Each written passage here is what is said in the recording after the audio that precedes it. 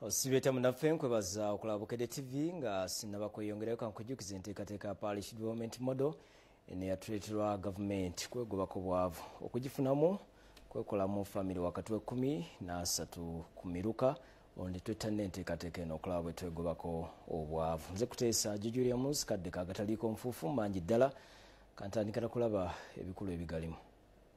Ebikulu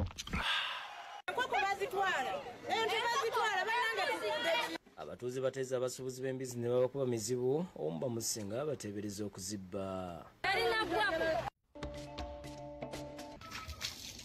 Poliisi eggalidde maama ALISA omwana wa mujja w'EMPITAMBI afaanana bubi.